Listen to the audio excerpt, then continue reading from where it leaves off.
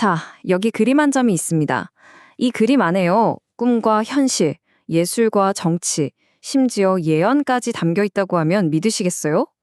오늘 우리가 함께 떠나볼 이야기는요. 바로 이 그림, 목류도원도에 얽힌 아주 기묘한 이야기입니다. 이야, 정말 아름답죠. 근데요, 이게 그냥 평범한 풍경화가 아니에요. 이 그림은요, 한 왕자가 꾼 꿈에서 시작됐고요. 당대 최고의 학자가 그 꿈을 마치 한 문장처럼 완벽하게 읽어냈습니다. 그리고 결국에는 비극적인 역사의 한 페이지를 예고하게 된 그런 작품이죠. 자, 저와 함께 이 그림 속으로 한번 들어가 보실까요? 이 말은 이 그림의 주인이었던 안평대군이 남긴 말인데요. 그림이 다 완성됐는데도 뭔가 아시는 거죠. 내 꿈은 이게 다가 아닌데 하는 그런 마음이 느껴지지 않으세요? 그러니까 안평대군한테 이 그림은 그냥 예술품 그 이상이었던 거예요. 자신의 가장 깊은 내면을 기록한 말 그대로 꿈의 일기 같은 거였죠. 자, 그럼 이 그림이 대체 어떻게 탄생했는지 그 시작부터 한번 따라가 보죠. 모든 건 안평대군이 꾼 하룻밤의 꿈에서 시작됐습니다. 안평대군이 꿈에서 딱 깨자마자 당대 최고 화가였던 안견을 급히 불러요. 그리고는 자기가 꾼 꿈 이야기를 막 생생하게 들려주면서 이걸 그림으로 그려달라고 한 거죠. 근데 진짜 놀라운 건 뭔지 아세요? 안견이 이렇게 복잡하고 신비로운 풍경을 단 3일 만에 완성했다는 거예요. 3일 만에. 이건 뭐 왕자의 꿈이랑 화가의 천재성이 만나서 만들어낸 기적이나 다름없었죠. 자, 그림이 완성되고 며칠이 지났습니다. 그때 한 남자가 이 그림이 걸린 부용정으로 들어서는데요. 이 사람이 다른 사람들과는 정말 완전히 다른 방식으로 이 그림을 보게 됩니다. 그의 이름은 바로 최항. 당대의 대학자였는데 어느 정도였냐면 왕자인 안평대군이 먼저 몸을 돌려서 예의를 갖출 정도로 존경받던 인물이었어요. 다른 사람들은 다들 와, 아름답다, 색이 곱다 하면서 감탄하고 있을 때 최양의 접근법 자체가 달랐어요. 이 사람은 그림의 구조를 본 거예요. 산이 어떻게 흘러가는지, 물은 어디서 와서 어디로 가는지, 붓터치는 어떻게 바뀌는지, 심지어 저 안개의 농도까지 하나하나 다 분석한 거죠.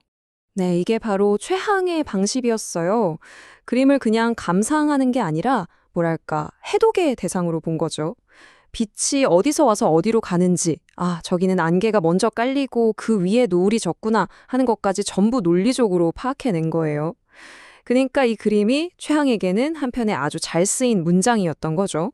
그림을 이렇게까지 완벽하게 이해하고 나니 최항은 시를 한 수 짓습니다. 그러면서 이 왕자와 화가를 그림 속에 영원히 박제하기로 마음먹어요. 근데 그 방식이 정말 독특합니다. 최항은 시에서 안평대군을 부를 때 전하나 왕자님 이렇게 부르지 않아요. 대신 뭐라고 했냐면 수구라고 불렀습니다. 수구, 아름다운 구절이라는 뜻이죠.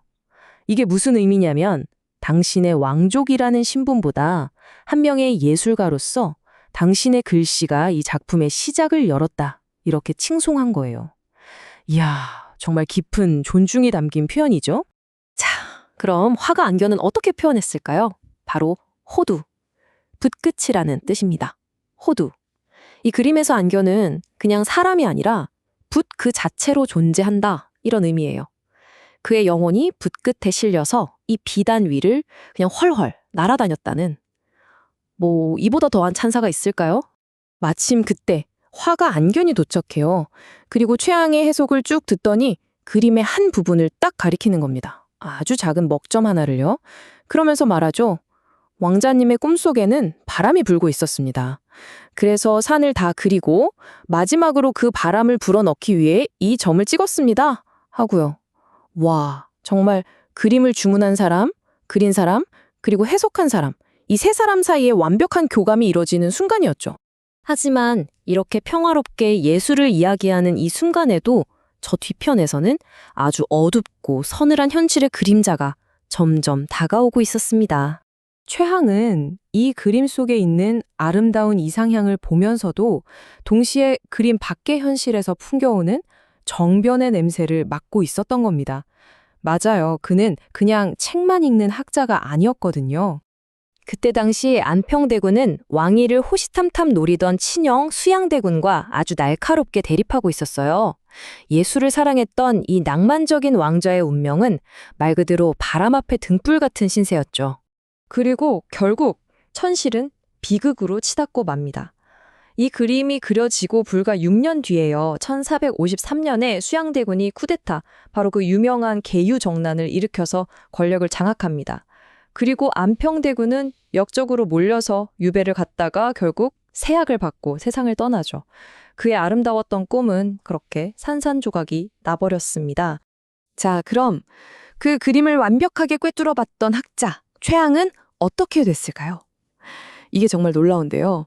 그는 안평대군의 가장 큰 적이었던 수양대군의 편에 섰습니다. 그리고 쿠데타의 핵심 공신, 정난공신 1등으로 책봉되기까지 해요.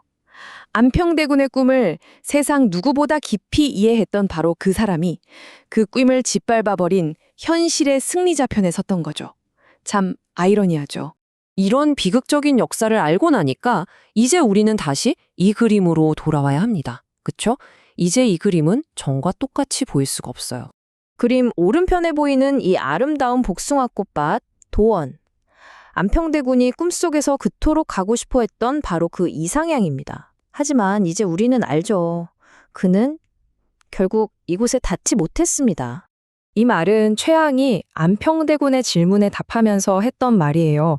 안평대군이 왜 이런 그림이 필요합니까? 하고 물었을 때 최항이 이렇게 대답한 거죠.